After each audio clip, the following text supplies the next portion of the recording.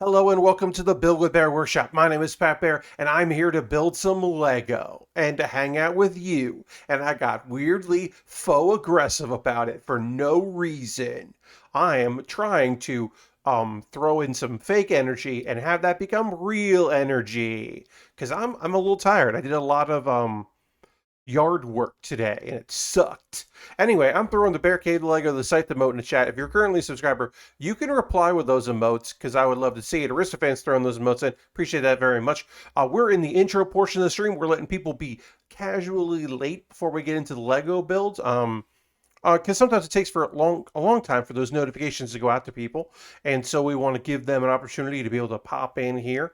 But yeah, I hope everyone's doing well out there on the old internet. Lord Crashton says hi, Pat. Throws in the emotes. Appreciate that. Welcome, welcome. Hopefully we'll have a few more friends joining us tonight. If not, that's okay. Lord Crashton wants me to ring that bell using channel points, and I'll do it. I mean, I will. I have a bell. It's right over by my by the stand for this. And Lastbrook subscribes with Twitch Prime. That's 45 months. 45 months. That's like a number, I guess. I'm tired. No joke message. 45. Well, that means somebody could be president. Uh Lastbrook, thank you so much for your continued support. Let's do the Barricade Lego site the mode back in the chat there. Thank Lastbrook for their continued look, here's the thing. Spending money. Hey, dirty welcome. Spending money, I get it. You know, like it's reoccurring. You know, you don't even think about it. You're just like, yeah, $5 a month, no problem. But Prime means you have to pay attention and hit that. To keep a 45 months long streak is impressive. Because I broke my streak for the people that I currently give my Prime token to. I'm going to be that guy. It's 35 to be president of the United States. Is it? I honestly thought it was 45. 35 seems young and wrong. 35 feels like it's too young to be president of the United States. Now, I say this as a 41-year-old. I had it kind of together at 35, and I'm certainly no judge of anything, but like 35 feels too young. That's just me. Maybe I'm too old. I mean, I'm not too old, but is 45 the youngest age president has been? I mean, that's also a good question. I don't know that. Maybe that. I'd like to say that's what I was thinking of, but I know that's not true.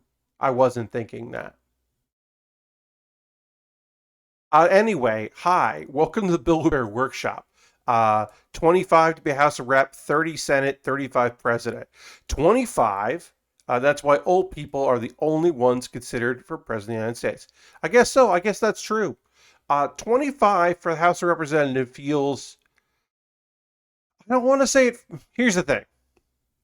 I think there should be an age ceiling for being on the Senate and House of Representatives. I think there's a certain point where it should be like, hey, you shouldn't be able to keep running for this job. But yeah, maybe 25 is fine. I don't know. I honestly don't care enough to want to talk about this. That's kind of where I'm at. But what will we talk about tonight? Well, we're going to be building Lego. We no president in less than 40. That totally, yeah, that feels like a thing that makes sense to me. Tonight, I'm going to be working on some Lego. I have the Lego 3-in-1 Fire Dragon, which I completed the Fire Dragon on Monday. But there's two more things to build. I got a Scorpion to build. I got a Saber-Tooth Tiger to build. I thought for a very long time that it was Saber-Tooth and not Saber-Toothed. It's a Saber-Tooth Tiger. I thought it was a Saber-Tooth. I don't know why I didn't know about the ED on there, but I didn't, and I'm trying to get better at that. That's just a behind the scenes fun fact about me, your friend Pat. What else can I say? Tonight we will be discussing such topics as the Annapurna Interactive Showcase, the fact that PAX is going to be requiring vaccinations and or a recent negative COVID test. What does recent mean? I don't know yet. We can talk a little bit about yard work that I did, which is, the worst. Maybe we'll talk about my stream last night where I played the randomized version of Fire Red and had a very fine time. Or maybe, just maybe, we'll talk about what I've been obsessed with currently on YouTube, which is the British television series Taskmaster, a show that I have watched many episodes of and now am just watching as many as are legally available to watch again, and compilations of things I've already seen because there's a lot of it and I want to see it. That's honestly. The real thing to notice going forward, folks, and we'll get into that later probably, is if you start hearing me say some British mannerisms, British, phrases, turns, words, just know that I am obsessed with that. And also, there are some fine gentlemen and ladies behind the scene that work for a website and have a YouTube channel that talk about wrestling news, and they are British. So if you ever hear me say "in the bin," I have taken that from them talking about at the bottom of the barrel or ranking something low and saying, get in the bin. Get in the bin is a great expression because bin is shorter than can. Bin is not shorter than can, but sounds better than can. And you know what I mean. When I say put them in a can, that belongs to the can. You're not necessarily thinking trash can, but the phrase get in the bin, I think you can get what that means. It's a trash bin. I don't know why I think that's better, but I do think that's better. Anyway, those are the topics we're going to discuss tonight on the Build With Baer Workshop. I have stalled long enough trying to let people be fashionably fucking late to get into this stream and watch what we're doing here. So far, they have not arrived, and that is okay. If this is a chill evening where we just don't have a lot of friends hanging out with us here, that's okay. Um, that's all right. I know. Uh, I know that my Lego streams don't do well as my Gunpla streams, but also Lego makes me happy, so I'm doing it. Because here's the thing about Lego. I'm gonna put this on right there. Sorry, I gotta turn that on. Here's the thing about Lego. If I fuck up with Lego, I can fix it. And because of that, I can relax and de-stress a little bit. So I like doing Lego on stream. And we're gonna start by building a scorpion, because that's fun. That's a fun thing you could just say. Hey, tonight, let's build a scorpion. This is a cool thing. You can see some of the Lego here on the edge of the build. We're going to be working in this area as always. And we're going to start by talking about, now today, Annapurna, game publisher, indie game, Pat's Rant Cave, yeah, indeed. Indie game publisher. Um, they had their first ever showcase. It was a them only, like here's stuff that's coming out soon. Here's some quick hits of things that are like coming to that we already put out but are coming to other consoles or other releases perhaps. And also here's some announcements about dev studios that we have just signed that may be interesting to you because they're like either new or maybe you've played one of their games but you don't know the people behind the studio. Like studio showcases, which I found to be pretty cool. Overall, a pretty cool showing from the fine folks at Annapurna. Um, it's some Twitch news. I saw that they added some tags for the flavors of chill streamers. Oh, okay, that's fun. I didn't see that, Lord Crashington, but that's cool. So yeah, if you missed the Annapurna Interactive Showcase, the VOD is up. It was just a video they made. They had a host, but she just like at the very beginning she was like hi, and at the end she was like thanks, and that's it. They didn't cut back to her. She didn't do banter or bits or being like to see more of it. Make sure to go to their Steam page or anything like that. She just kind of was just like hi, I'm a human person because you studies show that you like seeing that at the very beginning, but studies also show you don't want to see me, you want to see the games. So we're compromising, which I can appreciate and understand.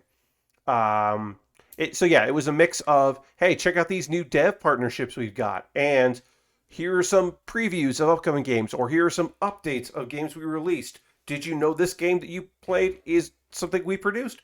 Check it out. Check it out. So that's kind of what it was. But I'm going to talk through these. If you watched it, or if you know something about these games from previous things, because a few of these have been at other things. Um, uh, did she not down a bunch of chili dogs? No, no. As far as I know, that didn't happen. She just said hi, and then they went to games. Uh, oh, Devolver's E3 show. I didn't watch that, so I don't know. I did not know. Here's the thing about Devolver's E3 shows. I'm over the joke. Maybe it's fucking great, but I'm over it. At this point now, if people are looking, hmm, if people are looking forward or expecting you to do the same thing you've done before, then that's time to change things up. It's my opinion. When you're like, hey, we're breaking ground, we're good, we're doing our own cool thing, and then eventually you're just like, this is the thing we do all the time. I don't know. Maybe that's a too hot a take. Or certainly not a developed one. Anyway, let's talk about some of these games and announcements. The Artful Escape. It seems very stylish. Um, the big thing to me is I think I'd seen some art of it, and it was like, oh, this seems like. First of all, it felt a little twee. It felt a little like Devolver and Annapurna seemed like very different publishers. Yes, Aristophan, I would agree with that statement. I never really cared for the previous Devolver shows, but this one was pretty good. Made fun of the streaming services with their free service for paid games. Okay, cool. That sounded dismissive when I said okay, and I did not mean it to sound dismissive. But yeah, um, I didn't watch Devolver, so I did not get the reference that was being made. Anyway, here's the thing about Artful Escape, everybody. Motherfucking Carl Weathers is in it. The Carl Weathers' voice is in it, and that fucking rules because Carl Weathers rules. Great actor. I was instantly like, oh, fucking okay.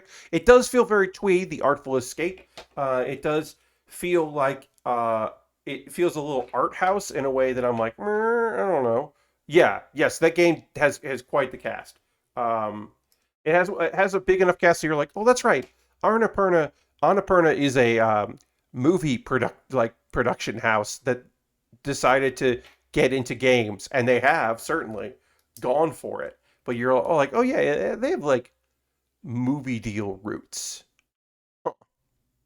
The next game is Ben Esposito of one of my favorite games of the last couple of years, Donut County. Um, is making a game that is not like Donut County at all, and I really appreciate that he is very upfront about that. A quote from him talking about his game, because he was talking over footage, was this is not a game for adults or kids, it's a game for freaks. And that does describe Neon White and the kind of people, the speed runner, like, I'm going to play a game where that's like a card game, but also a shooter.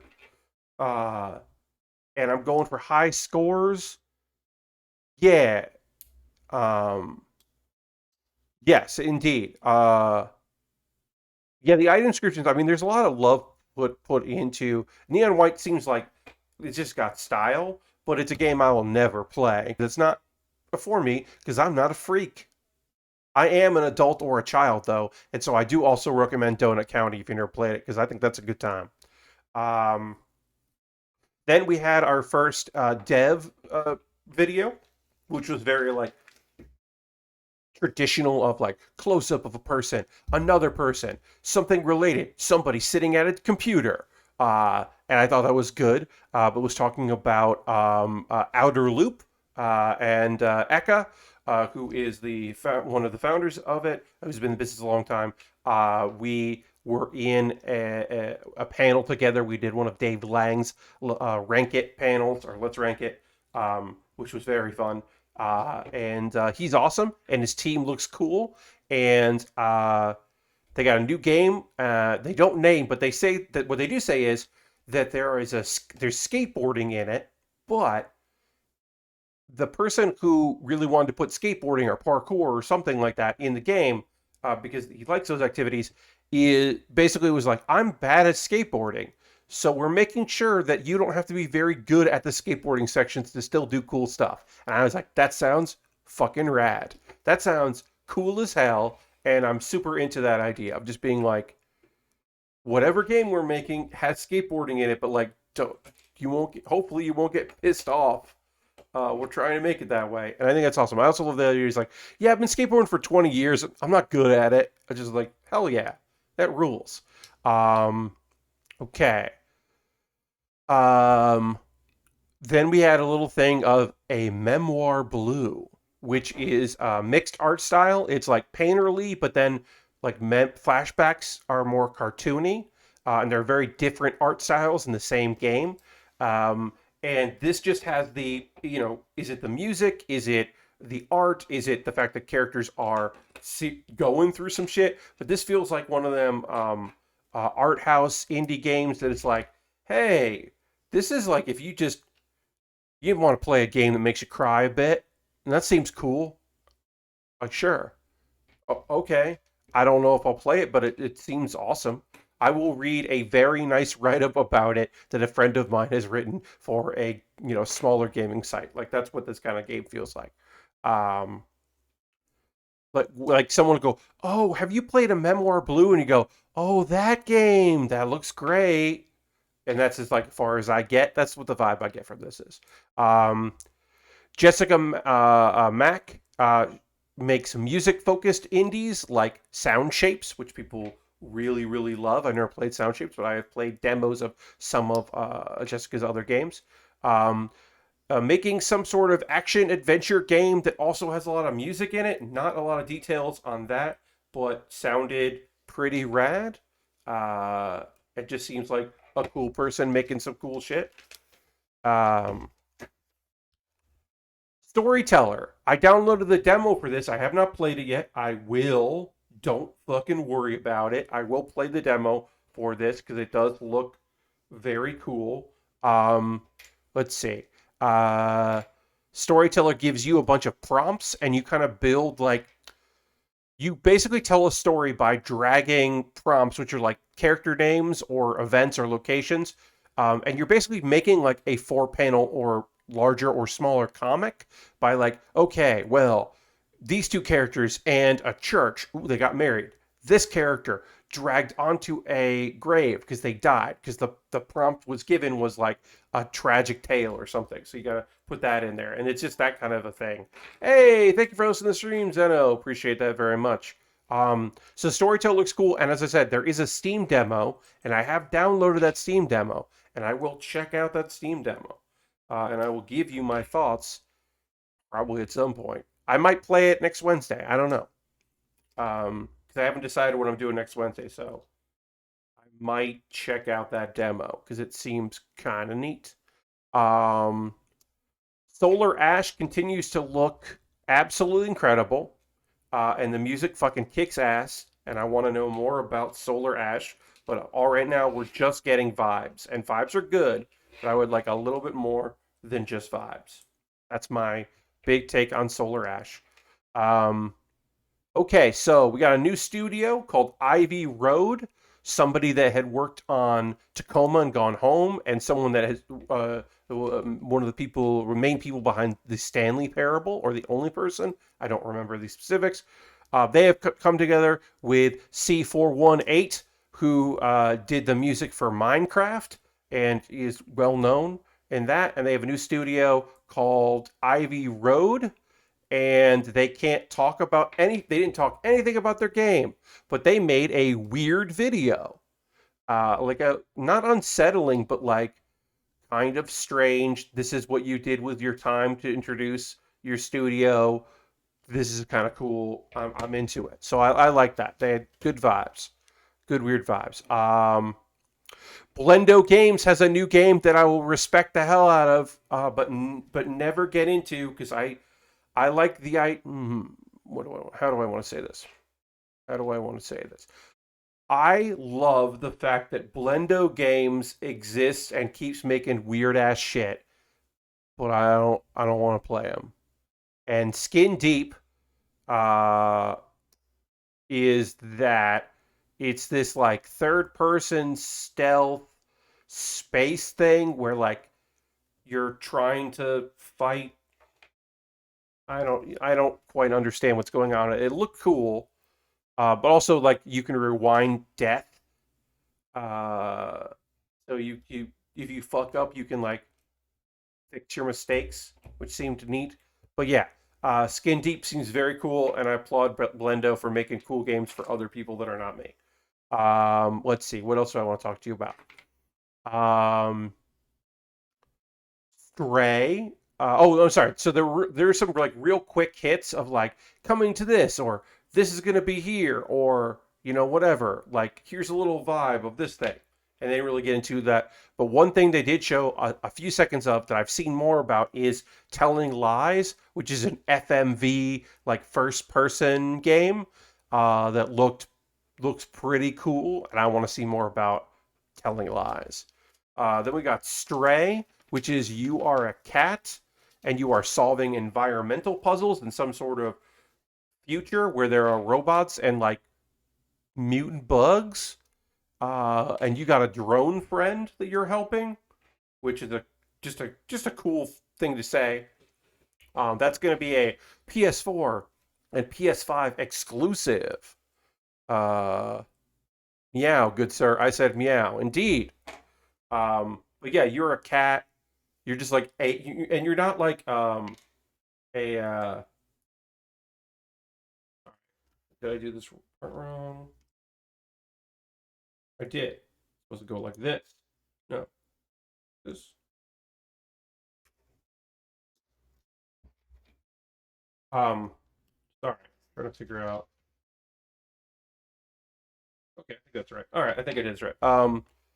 Yeah, you're just like you're not like a cat person. You're just a cat, and that's a fun idea of like cat solving environmental puzzles. Seems like it would be fun. So I think that is a cool idea for a video game.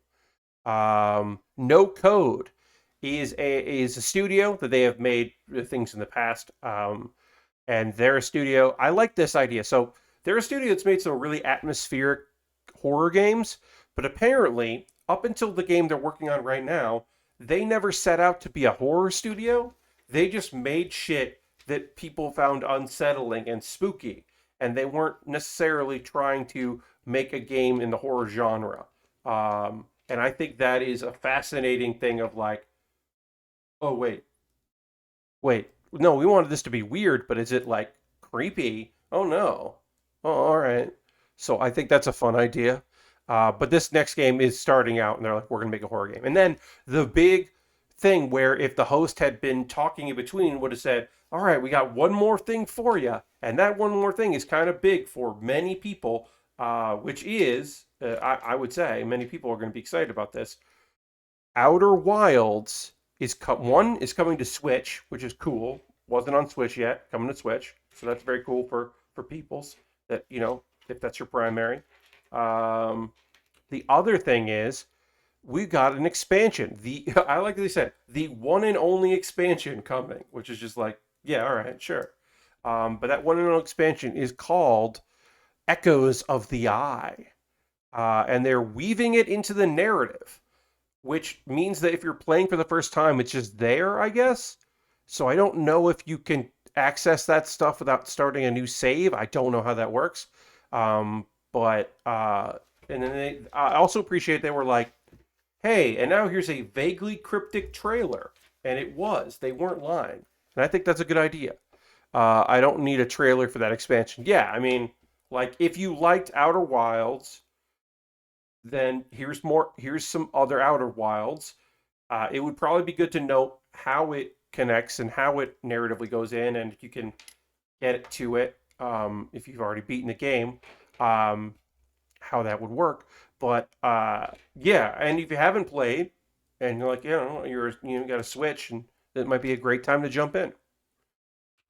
To me, that seems like a cool thing. When I first saw it, I thought it was another Outer Worlds expansion. No risk fan. Outer Worlds and Outer Wilds have different publishers. Certainly. I also didn't remember that game was published by Annapurna. I had forgotten.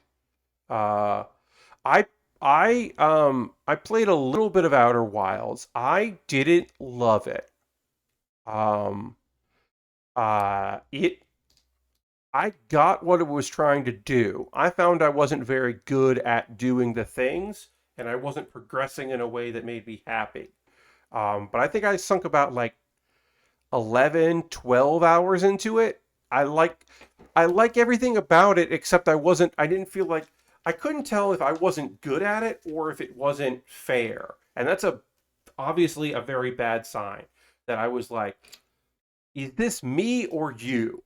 And I could never really feel it out. Because there are games that I'm not good at, and they're like beautiful, wonderful games, and I'm just like, I'm not good at this. I wish I was better at this. Like that certainly happened to me before. I am sure that will happen to me again, where I'm just like, I'm not nailing this the way I would like to. And then there are other games that I'm like, this just isn't a good game, and it's not my fault. It's just not a good game. And I was never quite sure about that, about like, what's the deal with this thing? So that's kind of where I'm at. Yeah, you bounced off of it too. Yeah. But overall, I thought it was a fine presentation, and I guess this goes on like here. Great.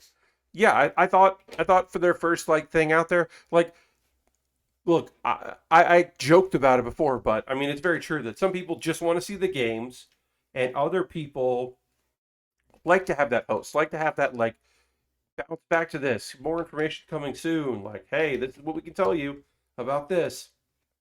Hey, wish list this if you coming to Epic Store, like, like whatever, like doing the sales pitch thing. And other people are just like, just show me the games. And so they just showed you the games and studios. It was kind of weird to be like, here are three studios we're working with. None of them can even tell you the name of the game they're working on or anything about it. Like the most we got out of the studios and the one person was uh, there's skateboarding in Outer Loops game. It's like that's what I figured out from that. And I'm like, I mean, cool. All right. Neat. But yeah, so that was that. I think that was everything I wanted to talk about Annapurna. Let's see. Uh, quick hits. I'm gonna complain about yard work, folks, because I did some of it and I'm wasn't a big fan. Just not a big fan of doing that yard work. Okay, where does this go specifically? Okay, it goes here. So, it's hot here. It's not as hot as it is other places. I am not trying to compare my situation to other people's and say that I got it worse than anybody else, but it's hot and humid, and it's going to get worse this weekend. It's just going to be humid all the time, and it's going to be one of those things where it's like it's 90 and it feels like 105, like that kind of a vibe is what we're getting here. So I'm trying to get all the yard work done that I need to do, which is like got to get rid of the palm tree, like fruits on the palm tree, and the things that are going to eventually bear fruit, get rid of those. Did that, climbing a ladder, using a saw. Uh, in one particular tree, cutting vines that have thorns on them, which was very fucking fun. That was great. Good times all around. We just got enough rain to make it very hot and humid afterwards. Fun. Yeah, we haven't had rain at least. Yesterday we had some rain, but we didn't have any today. And then I also mowed the front and side lawns. Side lawns are, narrow, but there's still some there. Lots in the front. And I decided to give myself a break.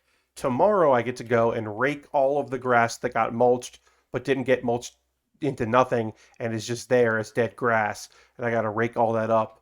Um, but I gave myself the option to not rake all that up today because it's a lot in the front yard, and I'm just like not into it.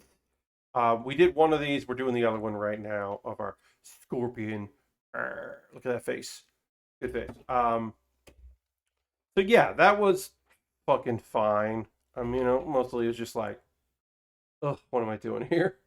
But I was glad to get most of it done. Like I said, I got a rake tomorrow, or some of the grass up, but I swept the driveway and the front and did all that. And just sweated through everything.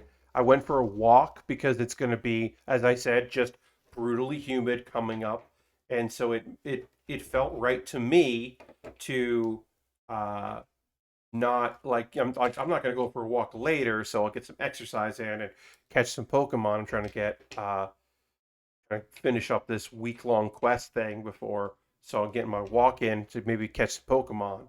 Because I'm still playing Pokemon Go. I'm the person that still plays Pokemon Go quite a bit. Although eventually they're going to get rid of all of the cool shit they implemented, like almost all the cool shit they implemented for COVID, which feels naive and weird, but they're going to do it. Um,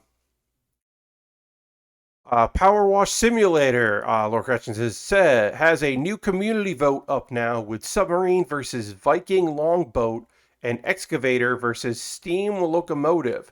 Sub and Locomotive are winning so far and will be the final matchup for this round of voting. Yes, I love that they're like, hey, what would you like to see in this game? Here's some stuff. Because it helps with their community, especially if they're not putting out, releases or updates super consistently. It engaged the people that did buy it into early access and are looking for updates. I think it's a really neat idea to do that. I haven't seen that because I hadn't looked in that tab, but I'll check that out. I'll have to have my voice heard vis-a-vis voting. Um, get in there and make sure that I vote for one of those. Uh, I think I'm going. Uh, in my mind, I've submarine sounds better, more fun to me than a locomotive. Honestly, it depends on what the train looks like. But I can feel like there's a lot of nooks and crannies on the train I'm not going to want to wash. And I don't know. We don't really have sea vehicles, so I'm into that. I'm into sea vehicles. That sounds fucking cool. Um, So yeah, that seems neat. Anyway, I did all that yard work and it sucked, and I'm glad that I don't have to do it. Another thing that I would like to chat with y'all about is, of course, the news that a recent negative COVID-19 test is required, or I believe, or a proof of vaccination is required to enter PAX West. So VaxPax is officially on. It's not Vaxless Pax anymore, which was harder to say than VaxPax. VaxPax is on. That is long overdue. I was, here's the thing. I haven't talked to anybody about this. I can't give you a statement on it for sure. I can tell you that it's very clear that it is one of two scenarios. One, this is a thing they wanted to do, and they got some pushback from the venue or the city or the state. Or two, they didn't want to do this. They tried to get around it, and then eventually someone, be it the venue or the city or the state, was like, you gotta. The other option is the thing that I have no say in this, y'all. I have no say in this. I don't know this. I don't know anything about this. This is my vibe. Would be that the venue wouldn't want it, but the city was like, eventually was like, yeah, we need you to require it. That's just me. I don't know. It could be also a thing that I did not think to mention because it hadn't occurred to me until just now. It also could be insurance companies either saying you can't do this or you can't do this without this or whatever. It could be that could have been in conversation. Whoever insures the event or the venue, something like that could also be in there. It could be a workers situation where it wasn't the people coming to the event, that was the worry. It was a concern for the employees of the venue. And that was how it got pushed through because that's often how some things go. We don't joke. I think people don't know about is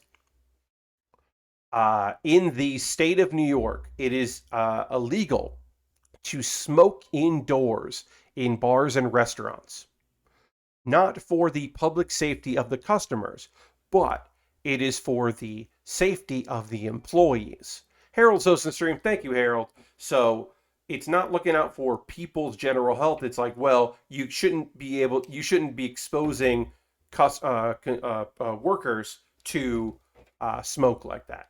So there's a couple bars in New York that only have owners. They don't have employees.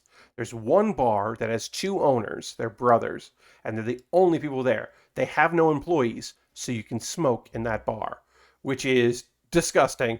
But also, I had friends who were very happy about that. It's also obviously a terrible bar because there's only two owners, and they're the kind of people that want you to be able to smoke there. So yeah, they're not great. All right, Scorpion. Hell yeah, look at that Scorpion. That there. All right. This thing does not. This is gonna fall over. We gotta build the tail. Maybe the tail will balance that out. But right now, this thing is top heavy. The dragon was really top heavy. So, folk smoking. Indeed, Harold. Harold knows what's up. Folk smoking indeed. Let's build the tail. Because maybe the tail will weigh this back some and it won't fall like this. Because I don't like that I have to do this in order for it to stand up. But whatever. Let's build a tail. The tail. Anyway, I'm very happy. The point of this, I'm very happy that that Reed is going forward with that. Also, I think it is. Here is my real conspiracy theory. Again, I am talking out of my ass, but they announced, hey, you gotta be vaccinated to go to PAX, to get into PAX. Also, our deadline for panels has been extended a week. And to me, that says, to me, as an outsider, with no extra information, but years of going to conventions and fair understanding of how they work, that tells me, oh, you got the feedback. Yeah, I mean, I'm not going to go and do a panel at PAX unless you can guarantee that, people will be vaccinated. Like that's what it feels like to me. They are also selling more 4-day tickets. Yes, a wristband, that could be a thing of opening up more 4-day tickets. In order to open up more tickets, they had to do this concession. That also could be a thing. Like I said, there's a lot that I don't know about, but that does feel to me like, hey, you can still, hey, now, because to me, it is like there are people that have been like, well, no, yeah, I mean, people are, if they're proving that people are vaccinated to get in, yeah, all right. The announcement of more 4-day tickets alongside this news is pretty funny. I mean, I will say this. They have been saying since day one, we're releasing some tickets. We are, we don't know we don't know what capacity is going to be. We're working with Washington State and local to figure that out. Like they have been pretty upfront of saying that that was a changing target, was how big this event was going to be. So um, we'll see. I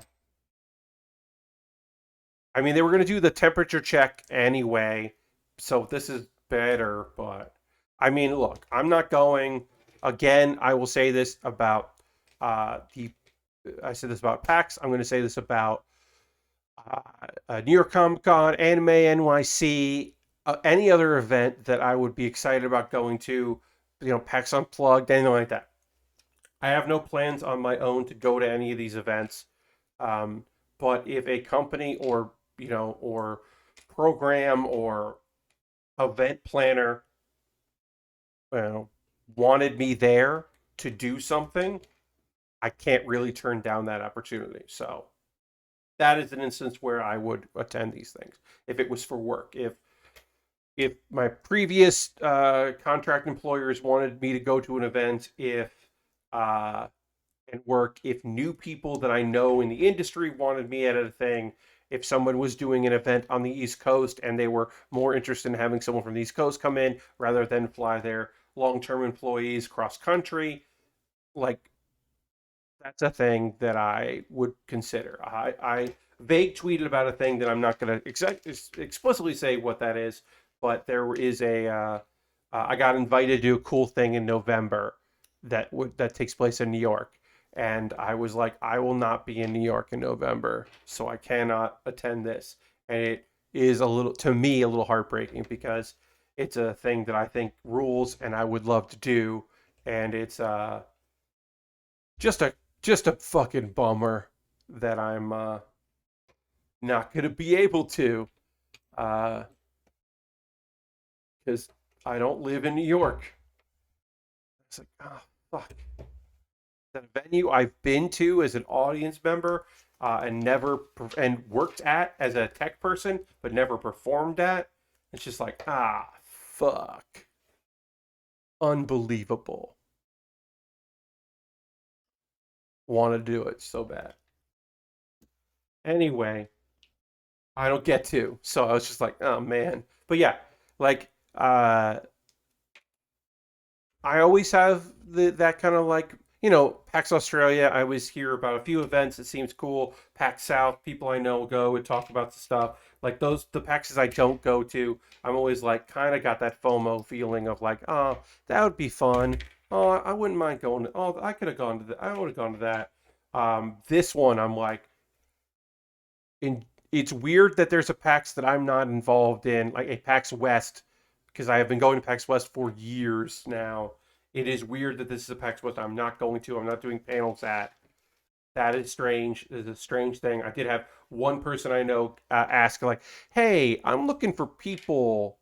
Are you going?" And I was just like, "No, I am not."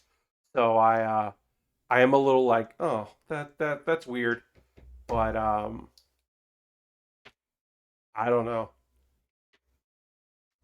Strange. I'm not like well, I will feel weird when friends of mine are tweeting and like taking photos with each other at that event, in the same way that my friends have gone from emails to their mailing list, which they added me to, and I did not ask to be on, promoting their digital shows. To now, those folks are promoting their New York shows. They're with a live audience, and that feels really weird because now it's like, oh, one, I don't know if that's a good idea, friends, but two, I can't go to those, so I don't get to see your events because I could watch them if they were digital. Not that I was watching a lot of them, but I was watching some of them. So now I'm like, oh, well, now I don't get to see that either, and I'm also worried about y'all. Few of my friends are starting to bring their own microphones to shows, which I think is not the worst idea. Uh, and just being like, yeah, I got my mic. Um, I hope things are significantly better when PAX East comes around next year. Yeah, yeah. I mean, look, the weird thing is that I like PAX Online. Now, to be fair, I only had like 130 something people watch it live. Um, with the way the Delta variant is going, I don't know that the vax requirement will be enough to keep people safe. Look, Rashidin, totally. Um, Putting yourself in public like that is a risk for any kind of gathering indoors. Um, there's also, I think, a reasonable chance that in September there won't be a PAX West. I think there's a reasonable chance that it won't happen because the city of Seattle was one of like Washington State was one of the first states to be like to go like Washington got hit early with COVID. Uh, Especially since people aren't confirmed for the Yeah, I mean, yeah, aren't confined for the event. Yes, that people can just, especially PAX West, which is like hotels and moving around and lots of different stuff. Um, but yeah, I mean, Lashbrook, one, I think that Texas wants PAX South to happen. I don't know, like, sorry, I'm in a state too. I'm in a state that's never going to shut down again. I don't think Texas is going to shut down again. But I don't know if Reed's insurance is going to have like is going to make that a possibility of an event they can do. That's what it feels like to me. Um, but yeah, I mean, there's totally a possibility that PAX West won't happen. They'll want it to happen certainly, but they won't be able to do it. I mean, that's to me more likely uh, than PAX South next year. I don't know. Like, yeah, I mean, look, right now I'm wearing a mask when I go into indoor spaces. I'm attempting to avoid indoor spaces as much as possible. I'm uh, doing my best to encourage my folks to do the same. They are adults, obviously, and can make their own choices, but that is my current recommendation. Um, but I get it.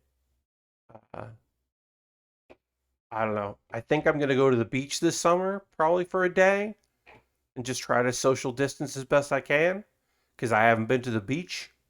Might do that, but I don't know. I don't know. All right. Well, this is our 3-in-1 Scorpion. So I'm going to take a photo of this and then we're going to break it apart so that we can build our 3-in-1 Saber-Tooth Tiger. But I got to take a photo first, so I'm going to do that. Let the phone charge here because the battery got real low. All right, let's get this Scorpion. Scorpion, can I do this? Yeah. The tail does balance it. I will say, the tail does make this thing less top heavy, which is great. Let me just do that like that. Yeah, I think that's cool. All right, let me get a good photo. This does look cool. I think the dragon is the best, of the two that I've built so far, but it does look neat. Scorpion. We'll take a couple. I'm going to take a side shot at Scorpion. I think that looks better. This Scorpion reminds me of the robot rad Scorpions in Big Empty. For those that played Fallout New Vegas, the expansion of Big Empty DLC, there were Robo Scorpions, and this reminds me of that. And those were rad Scorpions, so it was a Robo Rads. Aristophan says the next month they are releasing a crocodile 3-in-1 and puts a link there so you can see that in chat, which sounds cool. And Lastbrook says I just found out Fast 9 is coming to demand tomorrow for $20 a rental. Okay, yeah. Hey, my recommendation is movie theaters are. I don't really like movie theaters generally, so certainly not at the moment. But also, if you wanna, go do it. Uh, okay. That crocodile looks pretty rad. What else you can make? You can make a crocodile. You can make a toad or a frog here. That looks kind of neat. And ooh, a snake. That's a fun one. $30. Oh, it's a creator 3-in-1. Okay. Oh, it's 454 pieces. That makes sense, but $30 feels pretty high for a 3-in-1 because the Lego. It's I guess because of the Lego, yeah, the Lego Creator, but still, 400 pieces for $30 feels like Star Wars prices. That feels too high. That's my opinion. Movie theaters seats are stick or smell musty sometimes. Indeed, says Harrison. Yes, I would agree. I went and saw F9 in theaters for $8. I was only person in there besides a family on the other side of the theater. Yeah, Lord Crashton, I mean, like, look, if you can get that, if you can get the I saw this movie and nobody was there with me experience for cheap, that makes sense. But for me, if, I don't have a household that will watch Fast 9 with me. So it is $20 that I'm spending. But also, um, that feels like you know, rent it for $20 and then, you know, screen share, display screen share with people in a Discord, close friends or a Zoom call and watch it that way. I'd be down for a Fast and Furious Hot Wheels crossover. Ooh, yeah, I can see that. Uh, this is probably when theaters are the cleanest. Yes, I would agree, Lord Crescent. I feel like this is your prime theater time. Like, if you are a theater person, this is probably the best, and it's only going to get worse from here. But also, as a not theater person, movie theater person specifically, no thanks. So I'm going to start breaking this down. We are going to take a pause for the cause in a moment or two. I'll talk about ways you can support the channel. We're going to get into some anime talk, all of that. Again, I do want to promote promote. I do want to say I want Taskmaster. You can legally watch episodes.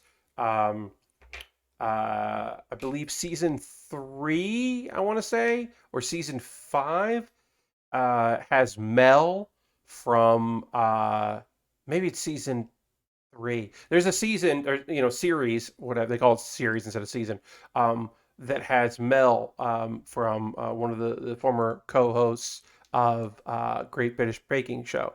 Um, and so that's fun. But a lot of comics I don't know doing some silly stuff that I think's pretty great. Noel Fielding is in one season as well, which is fantastic because he is exactly what you expect he would be on that kind of show. Um, there are Fast and Furious and Hot Wheels cars in Rocket League. Yes, Lord Crashington, if you want your vehicles, if you want to license vehicles of a wacky nature, you gotta go with Rocket League. That's where you get that stuff. But yeah, anyway, Taskmaster is uh, competitive challenges. Sometimes they are puzzles, sometimes they are physical labors, sometimes they're just goofy nonsense. But it's a bunch of comedians, 5 comedians, and they play the whole series, the season. They compete like, and so they can do things like in the next 6 months, take this pineapple places and get a bunch of cool photos. And they just did that to one person, and she sent it to her mom. Uh, and some of them are like, eat this egg the fastest than anybody else does. And so, one person cracks it, swallows it. Another person just says like, nah, which I always like when people are just like, nah, I don't need it.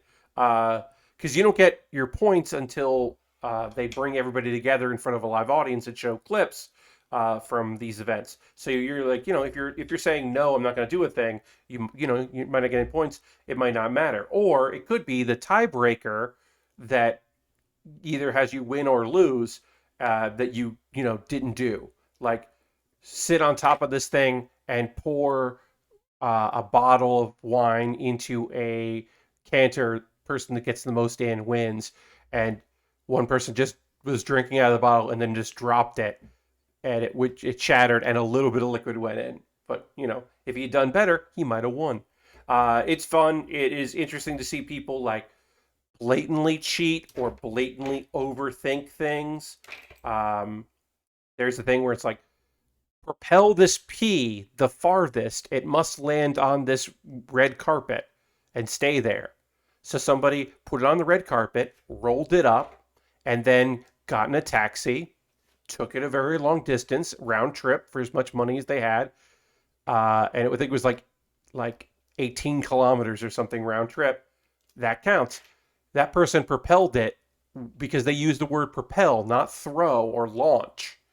They said propel, which you can drive. Propel means drive. So, literal translation, which I just think is fucking great. And sometimes people are like, it said this, so I did the other thing. And they're like, no, that's not the spirit of it. Get the fuck out of here. It's pretty good. Taskmaster. The fine folks at Loading Ready Run have done a couple of their own challenges in the similar vein. Of course, they also are influenced by punishment games from Japan, Batsu games. So it makes total sense that they would play this. So they've done a few, and they call theirs Ask Master, which is similar but distinct. But theirs are not. Theirs are only been mean-spirited one time. They were mean-spirited to one person once, which is also a hallmark of the series, where they sometimes give somebody else a slightly different thing than everyone else. So they did experiment with that. But I think Loading Ready Run are too nice to get into the mean parts of that game. That's my opinion anyway. But they did do it. But yeah, I was like, I don't like that as much. Because I think they're just too nice of people. Anyway, that's my big recommendation is Taskmaster because I just think it's great. I really do. I really enjoy it. Um, and there's a lot of it. And it's on YouTube. And so if you're just like fucking need something going on, I've been reading a lot of manga. I am now caught up with. Oh boy, I'm caught up with so much stuff. It's so weird because a bunch of series that I read, um, I didn't realize that the anime got in front of the manga because they're based on light novels. So if you ever see a show that you're like, wait, this manga didn't come out like started coming out like last year. Did they really have 12 episodes? Well, don't worry, they're just going to adapt the light novel, which also includes um, apparently they had run out. Uh, there is the manga that I was reading was In Another World with My Smartphone, which does go beyond the anime. Um, it's not a good anime. It's not necessarily a good manga, but I did read a lot of it very quickly, and so that was pretty good. Um, I'm gonna start reading because I've been getting stuff on Bookwalker and just going through the volumes. So I'm gonna start reading. I think soon. Um, Saint's Magic Powers Omnipotent because I've seen photos of characters, their manga version, and the boys are, I think, a little more attractive in the manga. So I'm excited to check that out. Um, that's been coming out in a good chunk. They've been translating that pretty fast, so I'm gonna check that out. Um, I am caught up on a bunch of stuff. Yeah, I'll have a little water. We can all have a little water, and we'll take a pause for the calls as well. Sure. Thank you, Dirty, for that. Um,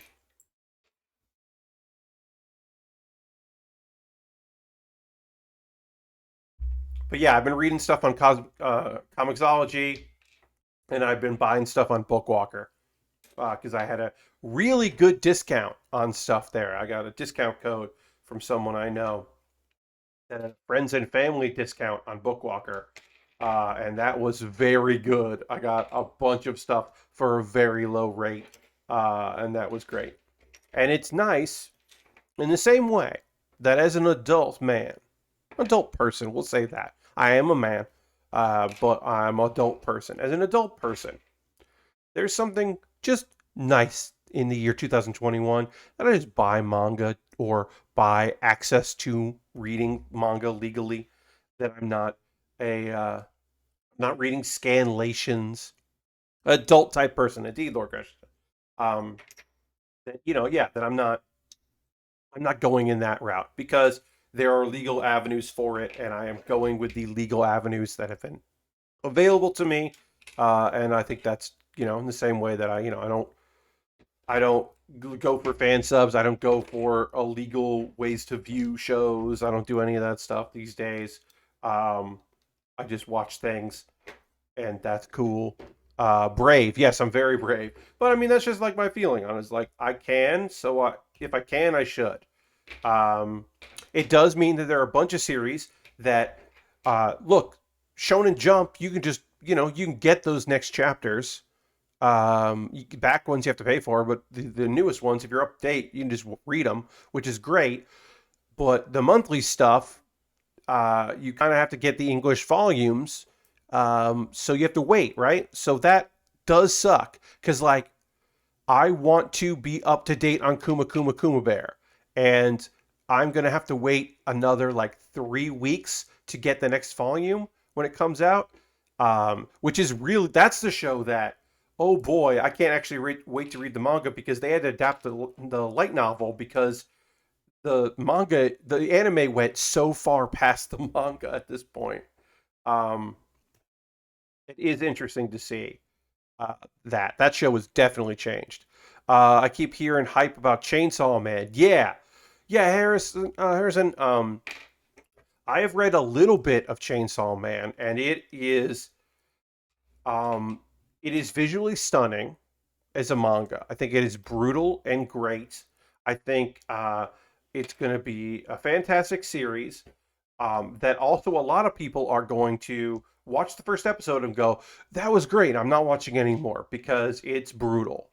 It's just, I think, an emotionally brutal show or manga. And I haven't read all of it, but I've read a lot of it.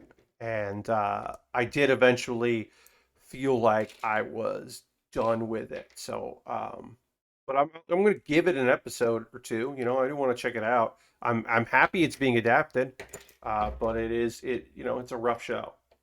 Uh, just it's rough on the feelings, and sometimes that's beautiful, and sometimes you're just like, no thanks. But yeah, I I don't know. Yeah, so the next manga I'm going to be reading is because I enjoyed the anime. There are two manga I'm going to pick up. I want to pick up Super Cub because I'd really like to read that. Um, and I'm going to pick up, I'm basically picking up my favorite shows from last season. Was curious about Fire Punch, Chainsaw Manga's previous work. Yeah, I don't know anything about Fire Punch. Um, um, but yeah, I want to read. I want to read Super Cub, and I want to read the Saint's Power is Omnipotent. Saint's Magic Power is Omnipotent because I think that'll be good. Uh, oh, it's fine, says Lashbrook about Fire Punch. Okay, we're gonna take a pause to the cause, folks. Then we'll get into some heavy duty anime talk. But I'm gonna check my notes here real quick, see what's up. Oh, Carol, thank you for the retweet. Appreciate that. Uh, but yeah, okay. So I'm going to go through pretty light because there's not many here tonight. I think y'all know about this, but if you're currently a subscriber, let's throw the Bear Cave, the Lego, the site, the emote in the chat. Let the folks know that you're a subscriber, and those are the cool emotes that you get. And I appreciate you doing that. You could use cash money. You could gift a sub to somebody, which would be great. You could use your Prime token, like we saw tonight. That's another way to support what we do here, which I really appreciate. Thank you to everybody who is a subscriber. That rules, and I appreciate you very much. Um, I've got my Patreon, which I'll put links into the chat right now. If you want an alternative to becoming a subscriber here, you could gift a sub also, should mention that.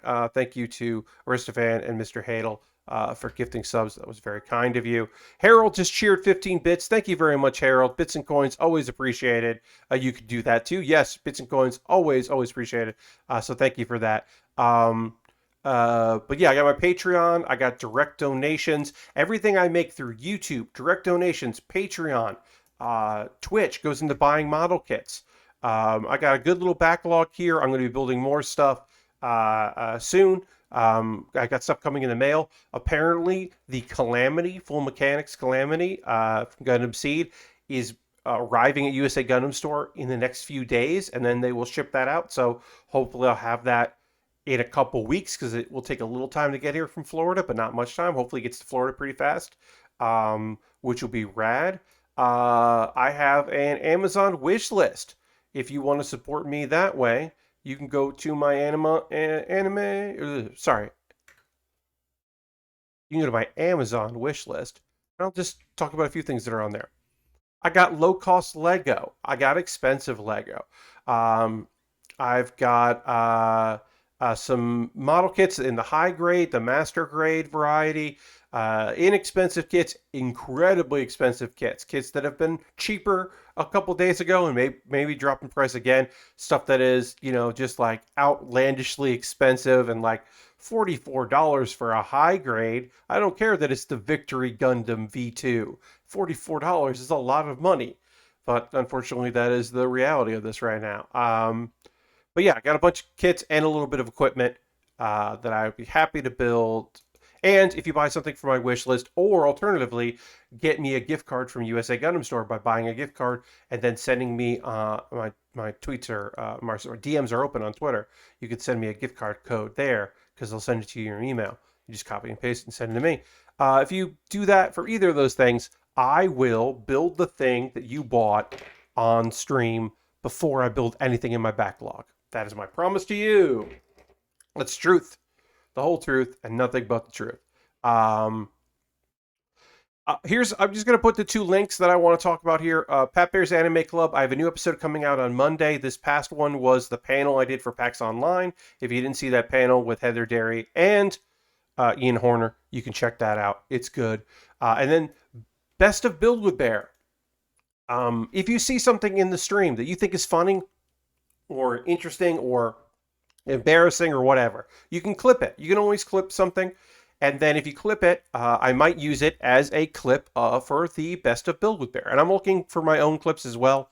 And I put up a new one up each week. They're hard encoded with subtitles because, or closed captions, because I think that's nice to have.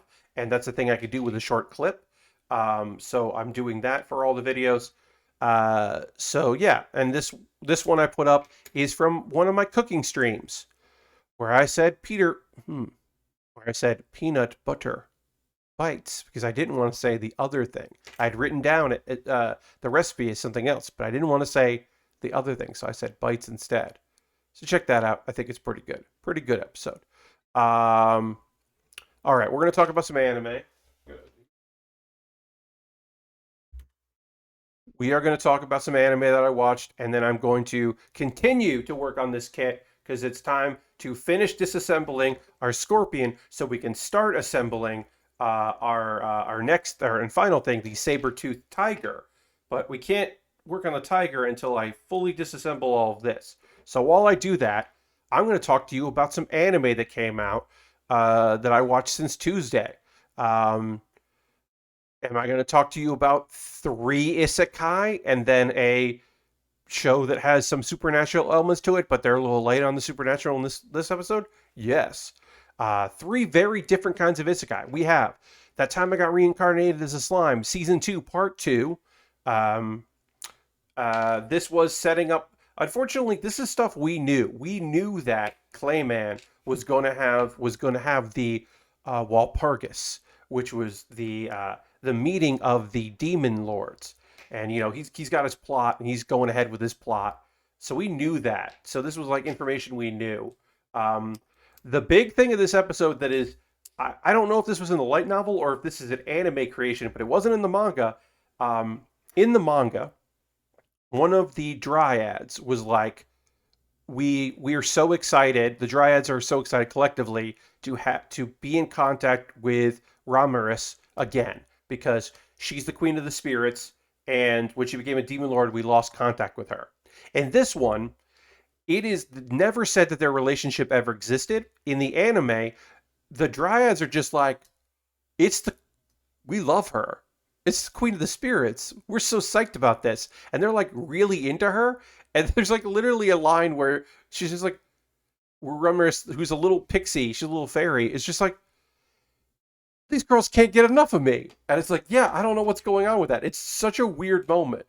I will say there is a very funny scene, and this is either adapted from the light novel, and was not in the manga. There is a running gag here. We got a new running gag. The big running gag with, I should say, with Shion is that she's a terrible secretary. She's a good fighter. She's not a good secretary. Originally, it was because she can't cook, but that's kind of been solved. Now the thing is that she is bad at taking notes. So she thought that a guy's name was Ramen. His name is Razen. She got a lot of facts wrong, and then other people were like, no, it was this. So that's the running gag, is she's just bad at taking notes. And that's not a great gag, but whatever. We find out that Diablo is going to be helping out Yom take over that kingdom. That's cool. The Yom, make Yom the new king plan, which is a good idea because he is certainly the strongest person. I would say, yeah, he's the strongest person that works for Rimuru. But he's also so strong that it's kind of like he's overpowered. Even if Rimuru is really overpowered, like, not everyone that works for him should be such a badass. So, like, yeah, Diablo probably should go and do another thing and not be around, because he's just so like overpowered because he is a primordial demon. He's one of the oldest demons, so he really shouldn't be around all the time. So that works out pretty good. But apparently, Clayman's army is 30,000, and they're currently in Milliam's territory, and he's got some followers he mentions, and one of them is, the second in command. Um, and it turns out they thought that, oh, Clayman's raising an army to attack me, Tempest. No, Clayman is going to get the people in the animal kingdom to kill them so that he can try to become a true demon lord. Like he doesn't realize that it's got to be him doing it. So he's because he doesn't know that. So he's like, this is my plan, which feels a little desperate. But anyway, looks like we're gonna get that big thing coming, and that'll be good. Let's see. Oh yeah, and Remiris is going to take Rimuru's side and the stuff because she's like, no, we're friends, so we're gonna make this happen, which is nice. That's kind. Is there anything else? Oh yeah, she really wants Remiris also wants to make her labyrinth like connect to Tempest so she can be close to people, and he's not super into that idea, which is weird because like you think he would want a bunch of demon lords on his side, but whatever. He's not into the idea. Now, one of the most mediocre but totally watchable isekai out. I think this is the easiest isekai I've ever been able to recommend because it is so just like milk toast and like this dude, we don't even know how Reggie got there. Literally, they're like, it doesn't matter how we got there. We just need to tell these small little stories. We're going to tell a couple stories in each one. It doesn't matter how he got isekai'd. He got isekai'd. That's all that's important. We don't know if he got summoned. We don't know if he was reincarnated. He's just there. It's him. It's his cute ghost receptionist at his pharmacy.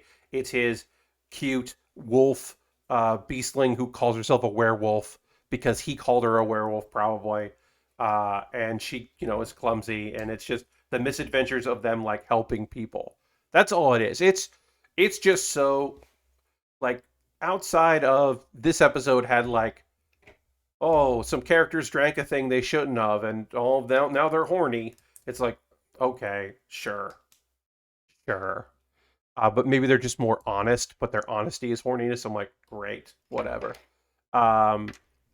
It's totally watchable. Drugstore in Another World, the slow life of a cheat pharmacist I mean, first of all, it describes it very well. It says so what it is on the tin.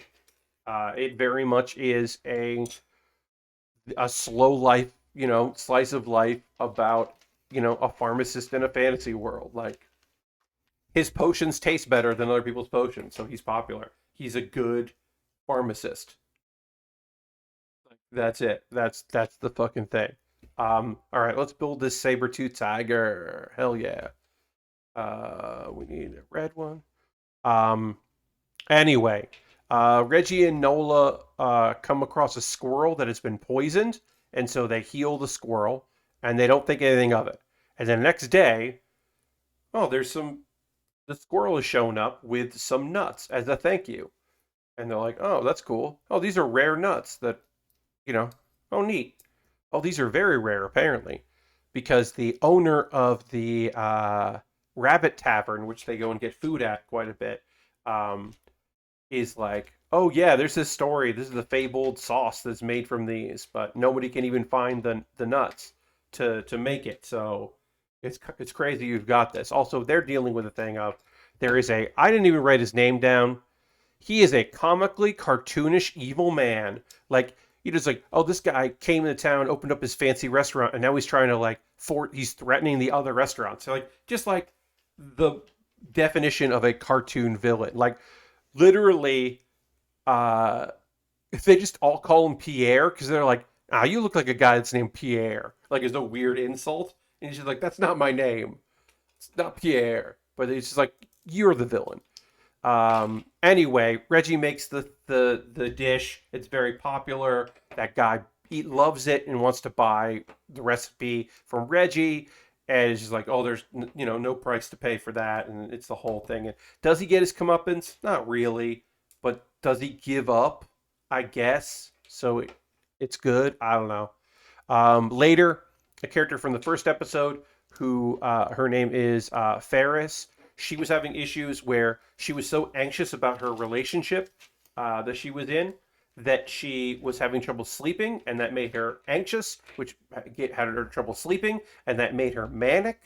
And it wasn't portrayed particularly great, but it was a thing where it was just like, well, here's some tea so you can sleep better. And that did help because it made her less anxious. So it was like, okay, it did help her sleeping. It was like a sleeping aid, basically, was his miracle cure. Anyway, she's there. She's like, hey, so I want to have my fiance's baby, but he's a little distant at night, is what she says. And she's like trying to be like, he's unresponsive. He needs an aphrodisiac. And it's like, oh, okay, well, I'll make, this is like, whatever. So Reggie's like, I'm gonna call this emotion drive. Yeah, she's looking for Spanish fly, right? He makes emotion drive, and he literally says, I can't call it what it really is, but what he made an erectile dysfunction potion to help conquer that ED. He made an ED potion, but he'll call it emotion drive. Anyway, Mina the ghost drinks the new potion, which I don't know. Even with a pharmacy, like don't just imagine it's an energy drink. Like ask the pharmacist what you're about to drink before you do it. Come on, everybody. What are we doing here? Anyway, she drinks it, so that makes her amorous. And then the mercenary captain, who's cute little tsundere type, that clearly has affections for Reggie as well. She drinks it because she loves his energy drinks, and she's like, also like, and then eventually they find the antidote, and like, okay, give him the antidote, and then of course everybody's embarrassed about it, because why wouldn't they be embarrassed? But anyway, Ferris and her fiance seem good with the results, and they seem lovey-dovey, and there's a nice little shot of him being like, get married already. Like Reggie is just very jealous of them being in a committed relationship, and so he's just like, just get married already. And we've been seeing several episodes of apparently the Demon Lord, who is of course a cute young lady, is very interested and really enjoys the energy drink. So I assume we're going to have the Demon Lord show up at some point. Because, of course, I'm sorry, the Demon King, as they call him. The Demon King is, of course, a cute young lady, because it's an anime. What are you going to do? Of course, she's a cute young lady. This is that kind of show. And that is this episode of Cheat Pharmacist. And it's fine. It's so fucking fine. If I was busier, I would definitely. I usually watch this like on Thursday. Like Wednesday, I watched some other stuff because I'm like watching Dragon Maid, but I'm not like reviewing the episodes of Dragon Maid because I'm not particularly loving it this season. It's getting better, but I haven't come around on liking the new character they introduced, and I think I will eventually, but I'm not super into her. So like I'm not like, but yeah, this show I'm like, oh, I'll watch it on Thursday, whatever. I'll check it out. It's pretty mindless, and I don't mind mindless now and again. I do like stuff that really like makes me feel something, but I am also like not opposed to watching something that is just fine. And it's like the epitome of a show that is just fine. Totally okay. Um okay, let's see. Tsukimichi, Moonlit Fantasy. Tsukimichi is another isekai.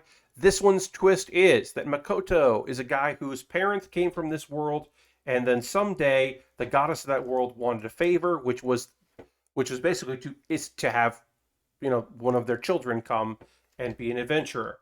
And So Makoto signed up for the job and is like, I'm going to do this. If you need me to do this, sure. And he gets there, and then she's just like, the goddess is just like, you are ugly. Can't have you hanging out with humans. I'm going to send you to the edge of the world, and you can just fucking hang out there and don't touch any of my precious humans, you grosso. Um, but he's got a lot of powers because he is from this world and is very strong. And then he also has some abilities.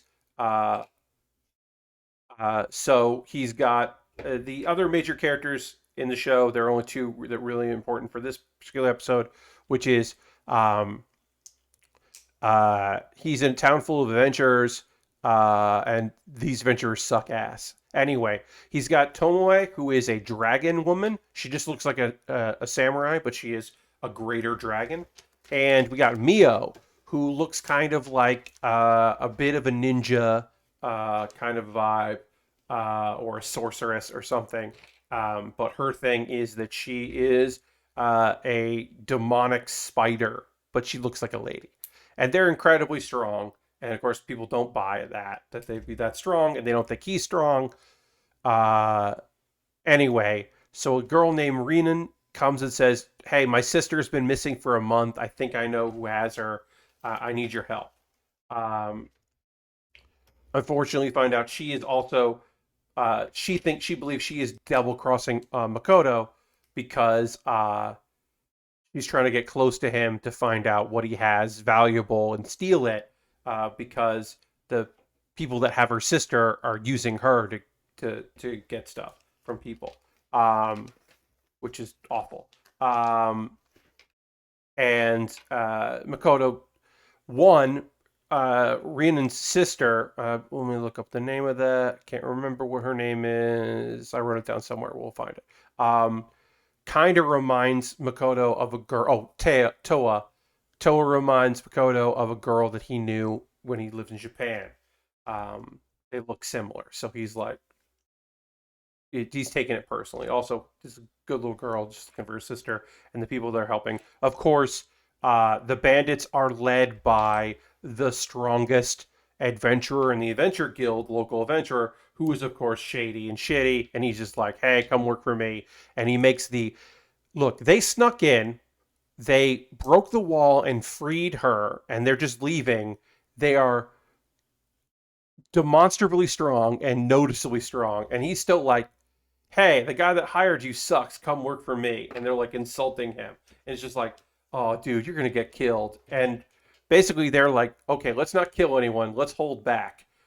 But they're still so strong that even them holding back, they raise part of the town and completely fuck things up.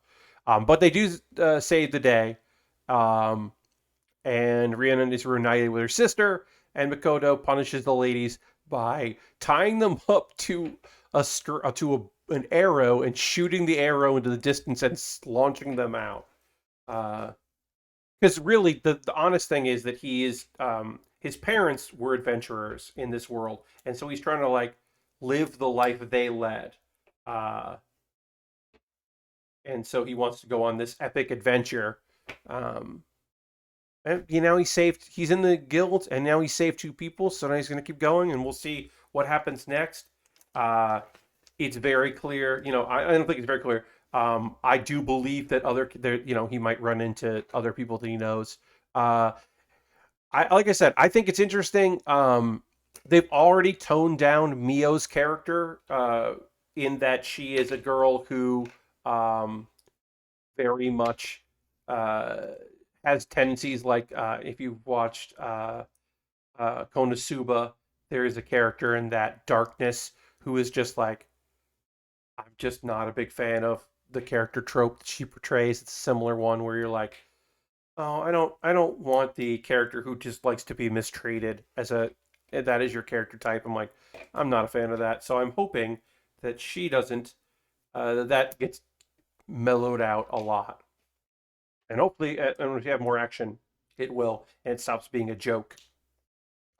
I think the joke of one of the reasons that Atome wants to serve Makoto, the main reason that she wants to serve Makoto, is that she saw his memories and she really liked all of the historical dramas that he remembers. She got really into the tales, which is why she's acting like a samurai. It's because she's like super into it. Uh, and I think that's very fun. Like she talks like she's in a historical drama. And I just think that is fucking great. I think that's like a really fun character trait of just like, hey, I want to serve you because I want to like read more of your memories about like this whole thing because it seems neat. Um, anyway, now finally, I want to tell you about one of the best shows this season, the Aquatope on White Sand. This is a show about a girl uh, named Fuka.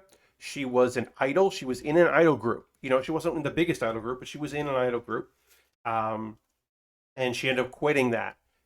And she was supposed to go home and, you know, maybe finish college and figure out what she wants to do with the rest of her life. But she's not ready to face her home because they were gonna like throw her like a pity party, and she literally was like, I just can't do that.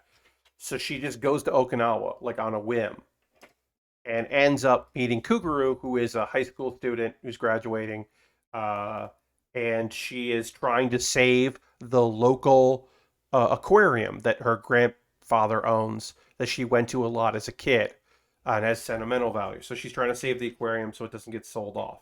Her grandfather is like behind the scenes, definitely getting ready to sell it. So she's trying like one big push, one last push to make it work.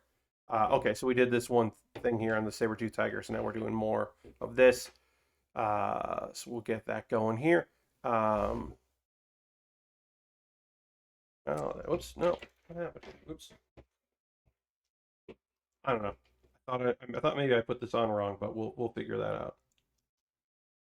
Anyway, um, it's a beautiful show about two young ladies just trying to like figure stuff out. Fuka's trying to figure out what to do with her life, and but she's basically like, I gave up on my dream. I don't know what I have right now, but I'm invested in helping you with your dream. Um, but so she's nervous and excited because they're bringing back the touch pool exhibits because a big feature for an aquarium that's going to get kids to want to come back over and over again and get, you know, and come back to it is we very much would love to have you know, like touching animals, touching crabs, touching turtles, starfish, whatever. Very cool. The idea of interacting with kids sort of reminds her of like some of her idol activities. You know, they did a lot of like, you know, animals, you know, giving balloon animals to kids and stuff like that. So she's kind of tapping into that, which she's good at. Um, everyone's working to get things ready. There is a part timer that we were introduced to, whose name, who they I forget his real name, but they call him Umiyan, and he recognizes that Fuka is a former idol. So now everyone knows that Fuka is a former idol, but she doesn't know they know. Umiyan, I think means ocean bird, and but I don't know what bird particularly, but I think it's because of his facial hair that they remind like he reminds them of a bird. He's just like a big, kind of hairy older guy who's working part time. That I guess his or his character bit is that he's constantly re-injuring his back. Like he's always like, oh, I'm good, and then he's like, oh, my back. Um, so, uh, he is yeah. So, but he knows that now. Everybody knows and everyone's working hard. Fuka's when they open the pool, Fuka's doing pretty well with everything until somebody recognizes that she's an idol and like talks about her being an idol, and it freaks her out because like that was a secret and she's not ready to to face the world about this. She ran away, but now people know. Now more people are gonna know. But what is beautiful, honestly beautiful, great moment in this she has like a really nice moment with Kukuru where they kind of like actually communicate about like what they're feeling, what they're thinking, and instead of calling her director, she calls her Kukuru because they're like closer. Um, and it was one of those things where I was like, "Wait, are they gonna kiss?" Like I legitimately was like, "This is an original, so I don't know if this is gonna be a Yuri show. I don't think it's a Yuri show. I think it's gonna be like." people are gonna be like, oh yeah, yeah, yeah, they like each other, but like you're not gonna like see that. But there was a part of me that was like, I think they're about to kiss. They're at least a lot closer, and they're a lot closer to being friends right now. Anyway, Fuka rallies and finishes the day, and they learn that everyone. Oh, she learns that everybody knows about her past, and then the next day they're going to work, and they're like pretty excited about what about like the day, and then, oh, Fuka's mom is there at the aquarium because Fuka told her where she was working, and then Fuka's mom apparently came to either check on her daughter or collect her daughter. I don't know which she's doing, but oh, this could be bad. Drama. The drama is coming. Um, but yeah, uh, the Aquatope on White Sand is legitimately one of my favorite shows this season. I think it is so well done and so well crafted. It's beautiful to look at. The animation is stunning. The water effects in the aquarium are just gorgeous. Just watch the first episode. If it's not for you, it's not for you, and that's okay. But it comes with my highest recommendation of the season, because I think Rebuild Our Life is good, but I could totally understand why people would not be into it. I could totally understand why you wouldn't be super into Rebuild Our Life, because it's like it's got a kind of a far out premise, but also, which I think it plays really well, of a guy who travels back in time somehow to uh, get to work on his biggest regret, which is that he didn't go to visual art school and instead he went to business school, even though he still ended up in games. But if he had done that work, he would have been in a better position when the time came. um, and it's a lot with regrets and stuff, but also it's about like cute college girls. Like it's a lot about cute college girls and wondering if he's going to end up with any of them, because there are three great girls in it, that are all very good best girl candidates. From the girl who is being or pursuing acting because she's tone deaf, so she has a great singing voice but can't hear it, that she's like off, but loves singing, and that one of her favorite songs is the first opening theme to Rurouni Kenshin, which is just such a weird specific. Um, she wants to sing that song. To the girl who is like tiny and they have like a sweet nickname for her, and she's like a visual artist and just great. To like the competitive kind of tsundere girl that in the future he worked for her very briefly. So he like has to unlearn calling her boss when he sees her, or like captain, uh, which is just a fun little thing. But yeah, it's playing with that. Like, um, Rebuild Our Life is like, one of the characters is an artist who eventually will make things that like really comforted him when he was really down on himself and really felt alone. Like he took great comfort in her work, and now he's living with her, as a, roommates with her, which is just interesting. And then like he subconsciously like took an idea he remembers from a thing, but he saw that in the future, and it's something this guy would eventually write. So that's weird. Um, but yeah, just looking at those possibilities that exist, like it's wondering like, oh, is this person going to be somebody he knows in the future, or is it just someone cool? I think it's a really strong, interesting show that I'm a big fan of. So I would recommend those two. Those are my top recommendations for the season. Um, uh, if you're looking for an isekai, because I know people like isekais, um, I think Tsukimichi Moonlit Fantasy that I talked about today is pretty solid. Um, I'm really on the fence with Sierra Gensoki, because I think it started really strong and the premise is really good, but now it's like, I don't know what this show is. It's moved so fast because I was like, okay, we got our character. The idea that we have a character who regained memories and he's a reincarnation, but he's still who he is. They just kind of molded together. Like it's not like those memories took over his body. He still like has his own memories and thoughts. He just now has other memories. It's like a really interesting idea. Um, but but and then it was like, oh, is it a school show? No, we did that in an episode. Don't worry about the school stuff. And now it's like, okay, well, where's it going? Like, where do we go from here? I'm not sure where we go from here with the show. So that one's a little tough to recommend. But what is the actual name of Realist Hero? The full title for Realist Hero is um How a Realist Hero Rebuilt the Kingdom. Is right now pretty interesting. It's focusing a lot on these minor characters. His supporting characters, I think, are really strong. But it is, I mean, the name's on the tin, folks. Uh, it is very much a show about a guy who wanted to be like a civil servant and then ends up as the king of this fantasy kingdom, and he's just trying to like fix the problem, and of course surrounding himself with some lovely ladies because it's an isekai. Um, but I like it. I like the problem solving. I like the storytelling they're doing. There's a minor character named Poncho who rules. Poncho fucking is great. He's a big dude. His special skill is that he knows all about different kinds of food all across the land, and he's going to help with them figure out ways to like like, oh, he knows about how octopus is great, but only some people in the region know about octopus. And so, like, he knows a good recipe for that so that they can teach people to, like, use stuff in the same way that, uh, some fishermen eat stuff that they're the first on board with fish that other people didn't know they would like. Uh, or they're like, well, did you know that, like, well, the elves know about this root that's very tasty, but the other people didn't know about this root, so now we're doing this. Like, I don't know.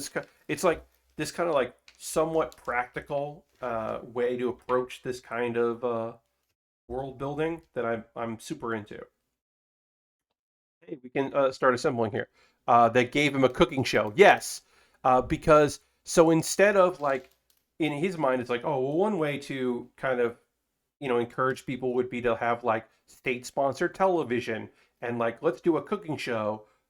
So they have a girl who's like the best singer in the land. And she's like beautiful, and she's from like an ancient race. Her blood is these wonderful singers. So basically, he's like, "Oh, okay, you're like an idol. We're gonna treat you like an idol. You'll be a host for things.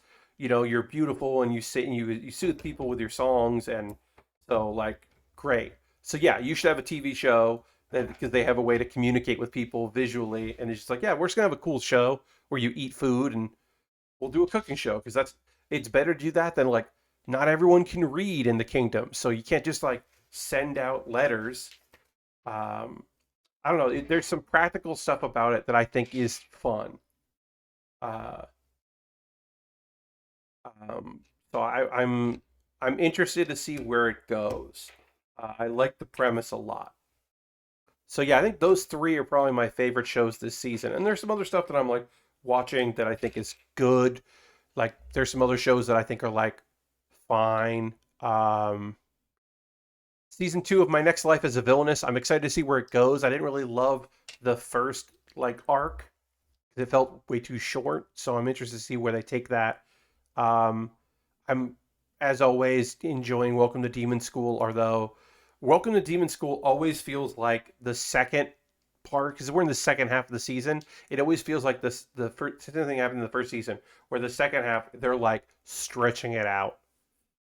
This last episode, I was like, okay, you just fucking get to the either get to the comedy or get to the fighting, but getting to the like nothing is always weird with that show. Although character development, like they took a good chunk of time to really delve into this idea that Irma is pissed off. He's mad, and he's like recognizing. He's like, "What's this feeling? Is oh, I'm angry about what's happening." So that's cool. I like that. I like that Irma is finally like expressing himself. He's growing a little bit, and we'll see what happens. But I mean that show's fun. As I said, Dragon Maid. I get this way. This is a personal fault where often a new character is introduced to mix up the plot of the story to further the plot. A new character will be introduced in a show. This is not anything new, but that new character takes focus because they want to tell the story of the new character. and it, in my opinion, definitely takes away from the enjoyment of other characters that I already like. So I'm often like, and I'm feeling that way about Dragon Maid right now, where I'm just like, I'm sure I'll come to appreciate this new character, but right now, I'm just not. Uh, Maybe I will more in the future. But right now, I'm just like, meh. So yeah, a little disappointed in Dragon Maid because I was anticipating Dragon Maid. I mean, it looks great. There's some fight scenes which I don't care about in that show and don't want to see. But there's some fight scenes that were incredibly animated. So I'm happy it's back, but feeling a little meh about it. That's just me. I don't know. What are y'all watching? What are you enjoying right now? What are you into? We might go a little late here because I want to finish this head. There's not a lot left to do with it, but I do want to like get this done because I don't want to do it. I don't want to do this on Saturday and be like, oh, we're finishing up one part of this kit. So we might go a little late to finish that up. But yeah, let me know what if you're watching anything. Um, if you're doing checking out anything on YouTube, or are you watching the Olympics or something? Let me know what you got going on because I like to hear from y'all as we try to wrap up this kit or this build. Um, as I said, I'm watching a lot of Taskmaster. That's very fun.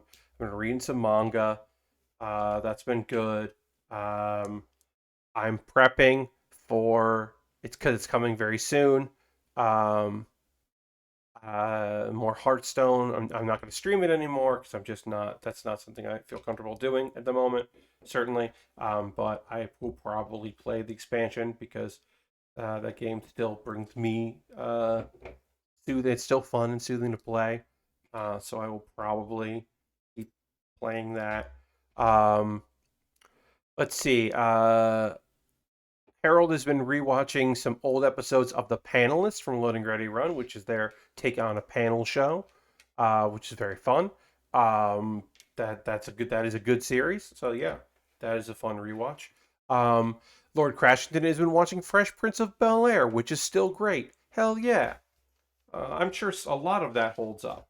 I'm sure some of it doesn't, but yeah, I bet quite a bit of that is still real good. So that's awesome. Yeah, if anybody's doing anything else, watch anything. Um, just made to season 10 of Supernatural. Well, Dirty, I feel like you have another, what, like 15 to go? Uh, Not the bit where Carlton uses the R word. Yeah, Lord Grashington, I'm sure that there is definitely some stuff in Bel Air, the Fresh Prince Bel Air, that does not age well at all. That sucks. That's real weird. But yeah, Dirty, I feel like you probably have a lot more episode seasons of Supernatural to go. Like I I know that show wasn't on for 25 seasons, but I feel like it was on for 15. It feels like it was always on at certain points. So I'm sure you got a little bit more Supernatural to go. I should pick like an old long running anime. Five, I think, but I think it's still on the air. It's like NCIS, and then it stays on forever. That's right. It is. Yeah, because I felt like this was the last season, but maybe it's still happening because of COVID and such. But I felt like they were wrapping that show up. But then I guess they're not. Uh, Dang, that's a long show. That's many, many seasons. Um, but yeah, but it's good if you really want to watch something. If you're really looking for like a lot of content, that sounds rad. Um, yeah, I gotta pick like a long running anime. Like maybe I need to read like or watch like Kokoro Basket. Like watch that basketball anime that was on for a bunch of seasons. Like uh, just get really into like a long series. I probably won't do that.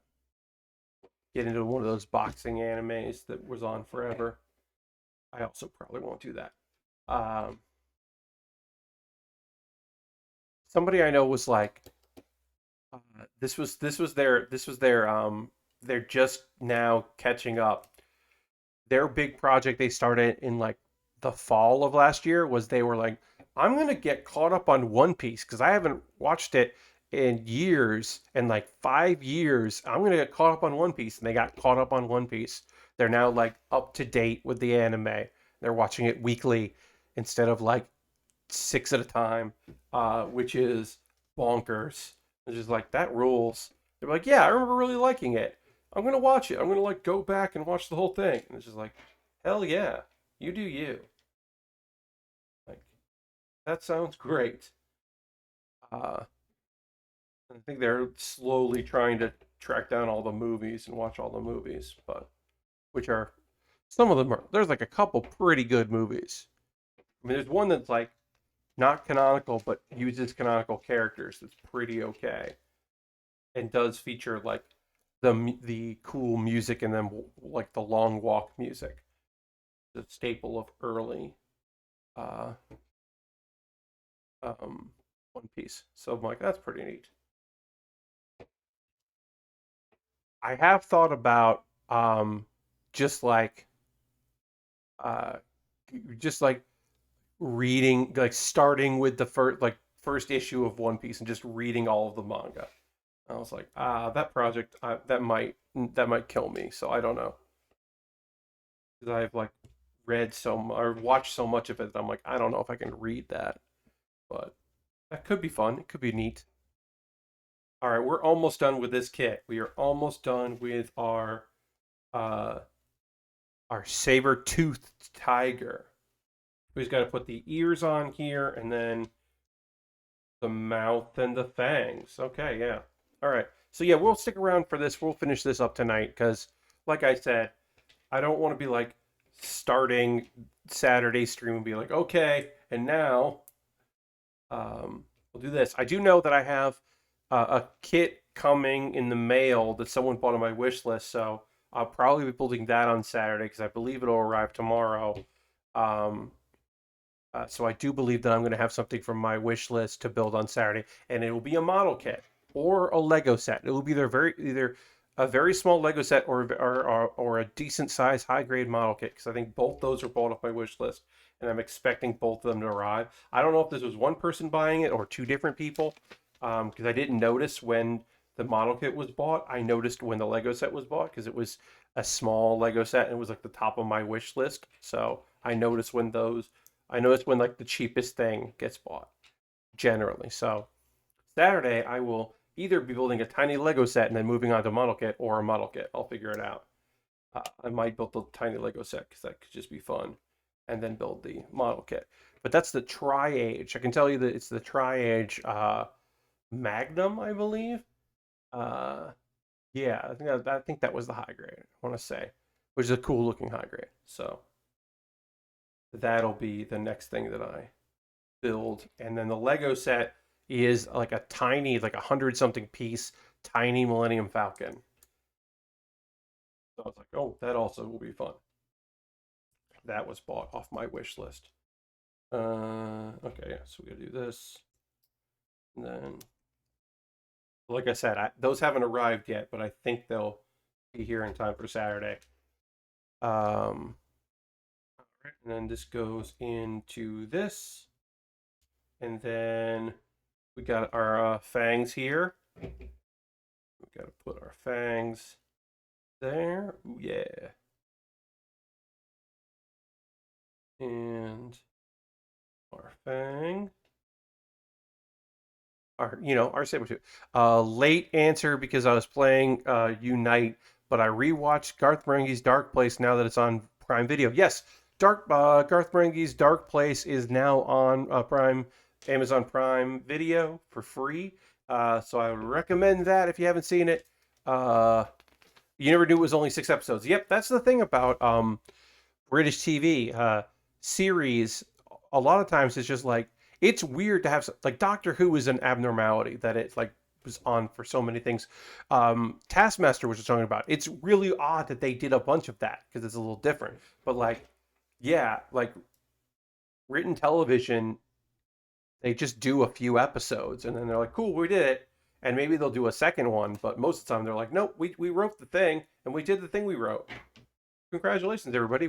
We aired every episode that we were working on. We did it. That's generally the vibe. It's pretty interesting. Very different. All right, so here's our Saber-Tooth Tiger. I'll show you here.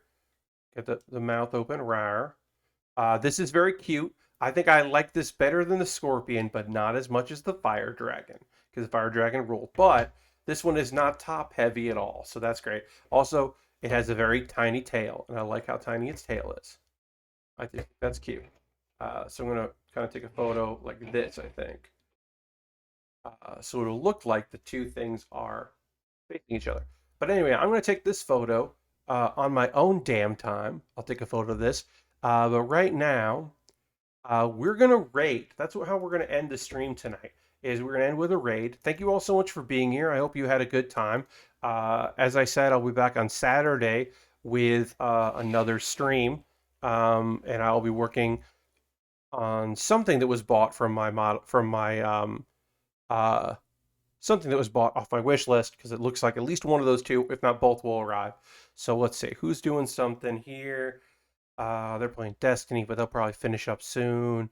Um, uh, hey, Matt Wiggins. We haven't checked out Matt Wiggins in a little bit. He's playing Phantom Pain, Metal Gear Solid 5, The Phantom Pain. So we're gonna go raid Matt Wiggins because that'll be fun. Uh, I enjoyed that when I played it, so hopefully Matt's having a good time with it. Uh, so feel free to come along on this raid. I hope you have a good time tonight. I hope you had a good time tonight. I hope you will come along on this raid as we go and hang out with Matt as he plays some Metal Gear Solid 5, The Phantom Pain, and he's not in the hospital crawling on the ground. So that's good news because I was like, I hope he's not in the spot that I hated playing both times you have to do it. Spoilers. Anyway, I hope you have a good night. I hope you come back on Saturday for more building. Look out for one another. Look out for yourselves. Try to stay cool in this terrible heat. And I will see you on the next Build with Bear. Goodbye, everybody. Good night, and goodbye, goodbye, goodbye, goodbye, goodbye, goodbye, goodbye, goodbye, goodbye, goodbye.